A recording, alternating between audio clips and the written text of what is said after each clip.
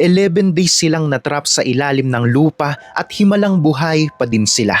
Matapos po ang mapanirang lindol sa Venezuela na nag-iwan ng mga wasak na tahanan, isang milagro po ang nagbigay ng pag-asa ng matagpuan ng mga rescuers na buhay pa ang isang ina at ang kanyang 3 anak na natrap sa ilalim ng mga guho sa loob ng 11 araw.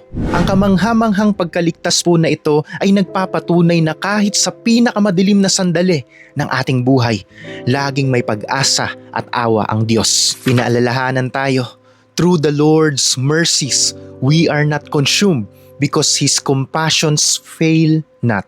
Napakabigat po sa damdamin na makita ang mga pamilyang naghahanap sa kanilang mga mahal sa buhay sa gitna ng trahedya.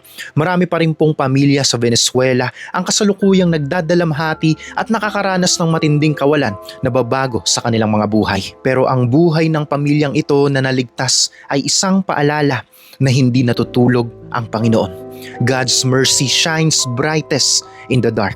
Sa kabila po ng matinding lungkot, ang bawat buhay na naliligtas ay may malalim na kahulugan upang palakasin po ang ating pananampalataya. Kailangan ng bansang Venezuela ang ating tulong at mga panalangin sa ngayon. Habang ginagawa ng mga tao ang lahat para makabangon, tinatawag po tayo ng Diyos na maging instrumento ng kanyang pagmamahal at habag para sa mga nasasaktan. Our prayers can move mountains at magdala po ng kapayapaan sa kanilang mga puso ngayon. Mga kapatid, maaaring gumuho ang mga gusali sa lupa, pero ang habag ng Diyos ay mananatiling kanlungan ng bawat nagtitiwala sa Kanya. Amen.